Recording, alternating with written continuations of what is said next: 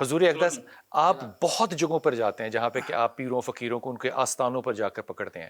پہلے تو ایک مجھے بتا دو, کبھی کوئی سچا بندہ بھی پکڑا؟ سچے کو تو خیر پکڑنے کی ضرورت ہی نہیں ہوتی, اور وہ شاید اس طرح کے ہتھکنڈوں کا استعمال بھی نہیں کرتا. ایک چیز سے میں آغاز کروں گا, چونکہ ظاہر بہت گفتگو جب ہو رہی ہے تو ظاہر وہ شعبدے بازی کی, چاہے وہ بات ہو, چاہے وہ تاجدار ختم نبوت کا ذکر کیا انہوں نے, اور میں سمجھتا ہوں کہ اس کی یعنی دیکھیں بدبختی آپ یہ تو ضرور کیجیے کہ جنہیں پیری مریدی یا خانقاہوں کے نام پہ یا درگاہوں کے نام پہ تو آپ اپنا دھندا جاری رکھیں, سو رکھیں, لیکن آپ کو یہ لگے کہ چونکہ میں اتنا آبویس فراڈ کر رہا ہوں کہ مجھ پہ کسی بھی وقت ہاتھ پڑ سکتا ہے اداروں کا یا قانون کا, تو آپ ایک ایسا نعرہ لگانا شروع کر دیں کہ جو ہمارے لیے بڑا حساس ہے. آپ کہیں جی میں تو ختم نبوت کا جو کام کر رہا ہوں, اور آپ اس کی آڑ میں چھپنا شروع کر دیں. یہ جناب ابھی ہم نے ریسنٹلی کیا, ایک پیر خطیب صاحب ہیں جو شف والی سرکار کے نام سے مشہور ہیں. لیکن میری ایک چھوٹی سی درخواست علماء سے ضرور ہوگی. دیکھیے جب ہم یہ کہتے ہیں کہ جی جادو بھی ہوتا ہے, تو ہم اصل میں لوگوں کو ڈرا رہے ہوتے ہیں ان سے. بالکل صحیح. دیکھیے وہ کہیں گے اچھا جی نہیں ٹھیک گل ہے, ٹھیک ہے جی پیر صاحب تو نہیں ہے یہ, لیکن انہوں نے کول جادو ہے, کوئی انہوں نے کول موکل ہے جی, جن ہے ان کے پاس, وہ پھر بھی لوگ ان کی مارکیٹنگ اس طرح سے بھی ہو رہی ہوتی ہے.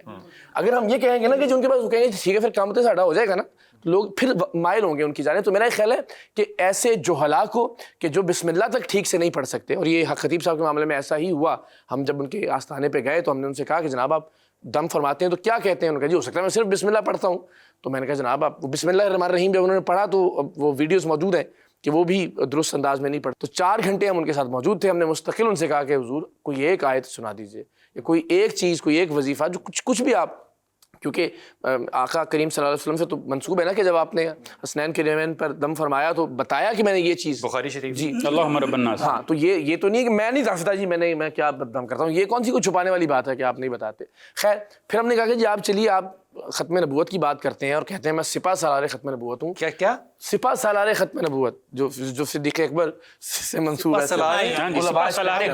سپہ سالار ختم نبوت کا دعویٰ کرتے ہیں وہ. اور جی میں کینیڈا میں نعرے لگواتا ہوں. میں نے کہا جی بہت اچھی بات ہے, نعرے لگانے کے علاوہ آپ نے لوگوں کو کیا عقیدہ ختم نبوت یا مسئلہ ختم نبوت کے حوالے سے, یعنی ان کو درس کیا فرمایا آپ نے کون سی حدیث یا کیا ایک پڑھ کے بتا دیں. اتنے لوگ, اتنے لائیو کیمراز, تو ایسے لوگ جب ایسے شعبدہ باز اور جال ساز جب آ جاتے ہیں اور پھر ولایت کے چوغے میں خود کو چھپانے کی کوشش کرتے ہیں درگاہوں اور آستانوں. اب میں نے کہا جی وہ آستانہ تو ہے ہی نہیں, وہ تو اڈا ہے آپ کا جہاں پہ آپ لوگوں کو بیوقوف بنا رہے ہیں. لیکن اس کا نام آستانہ رکھا ہوا ہے, رکھ دیا آستانہ, اس پہ وہ ناراض ہوتے ہیں کہ جناب آپ نے اس کو آپ نے بھی تو گھر کا نام کوئی آستانہ. میں نے کہا, اور انہوں نے کہا جی آپ چونکہ جو ختم نبوت کے منکرین ہیں ان کے ایجنڈے پر ہیں, مجھ پہ الزام لگایا. تو میں نے ان سے کہا جی حضور ختم نبوت کے منکرین پر بھی لعنت بھیجتا ہوں میں, اور ختم نبوت کا نام استعمال کرنے والوں پر بھی لعنت بھیجتا ہوں میں, بلکہ 10,000 بار زیادہ دفاع بننا ہے نا, یہ تو دفاع ہے. اس پہ انہوں نے لوگوں کا دیکھیں جناب یہ ختم نبوت کا نام لینے والوں پہ لعنت بھیج رہے ہیں, اور وہ ان کو مشتعل کر رہے ہیں, اور جس طرح ہم جان بچا کے وہاں سے آئے. تو یہ حالت ہے بدقسمتی سے. میں یہ سمجھتا ہوں کہ یہ اس کی ہر طرح سے حوصلہ شکنی کی جانی چاہیے. ہم اپنے حصے کا کام کر رہے ہیں سلسلے میں. یہ ایک ٹیسٹ کیس ہے, چونکہ وہ یوں کہہ لیجیے کہ وہ ایک پاکستان میں ایسے کتنے کیسز ہوں گے؟ درجنوں, ہر گلی محلے میں. ہم نے تو مطلب آپ ان گنت ہے نا کہ جی وہ ایڑی سے تیل گرم کرنے والا اور کاغذ پہ بڑا کامیاب ہے, جی پرانے زمانے میں. پھر تالے گر جاتے ہیں اچانک سے.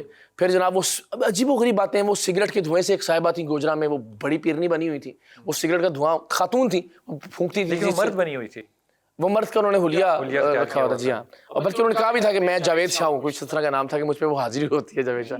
نہیں ایسے ہونخ قسم کے عقائد بدقسمتی سے. اور لوگ فالو پھر کرتے کیوں ہیں سر؟ یہ دیکھیے نا, یہ تو میں نے وہاں پہ بھی کہا, وہ بھگنیشور بابا ہیں انڈیا کے, ان کی نسبت وہاں 10,000 گنا زیادہ لوگ ہوتے ہیں, اور وہ زیادہ مائل بھی ہوتے ہیں اور ان سے مرغوب بھی ہوتے ہیں کہ جی نہیں. تو مجھے یہ لگتا ہے کہ بیچارے تکلیف میں اور آپ ہم جیسے سمجھدار لوگ بھی جب ایک ایسی سٹیج پہ آ جائیں گے نا جہاں ہمیں امید کم ہو جائے گی, تو ہم بھی شاید کہیں گے یار ہو سکتا ہے یار کچھ یہیں سے بن جائے.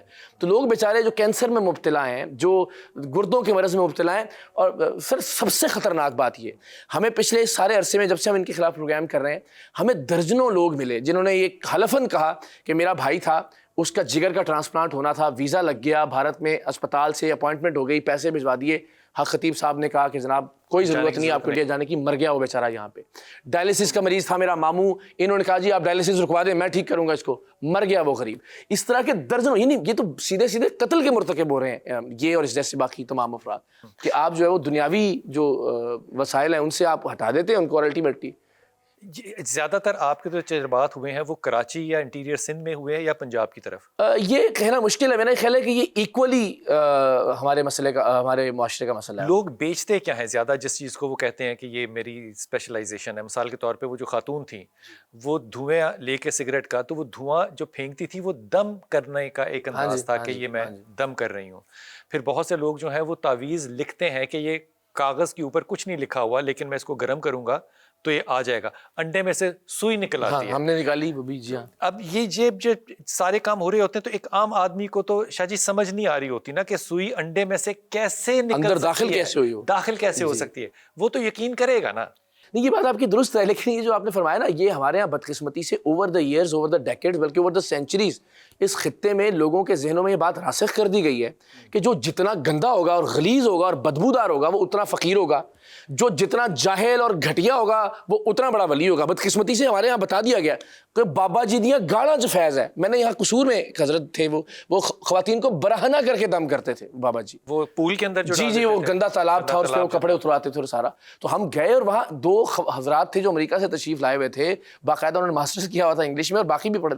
ان کا جناب آپ اور بابا جی آگے سے بدزبانی کر رہے تھے، میں نے کہا یار گالیاں نکال رہے، کہتے جی بابا جی دی گالیاں سے بھی فیض ہے۔ تو جب یہاں ہم نے معاشرے کی تربیت اس طرح سے، یار یہ بات واپس آ کے اس بات کو کنٹینیو کرتے ہیں کہ یہ جو لوگوں کا بلیف ہوتا ہے کہ اگر کوئی گالی دے رہا ہے یا کوئی گندی بات کر رہا ہے یا مار رہا ہے تو ہم سمجھتے ہیں بحثیت مرید کہ اس کے اندر بھی فیض ہوگا یا میرے مرشد کا کوئی اور خیال ہوگا جس کے تحت وہ یہ کر رہا ہے۔ ایکچولی یہ مرشد جو ہے یہ میرے اوپر رحم اور برکت ہی کر رہا ہے۔ لیکن اتنی عقل اور سمجھ آپ میں ہونی چاہیے کہ جب کوئی سگریٹ کے دھوئیں سے آپ پہ دم کرے تو آپ یہ ضرور پوچھئے کہ جناب سگریٹ پینا حلال سمجھتے ہیں یا حرام؟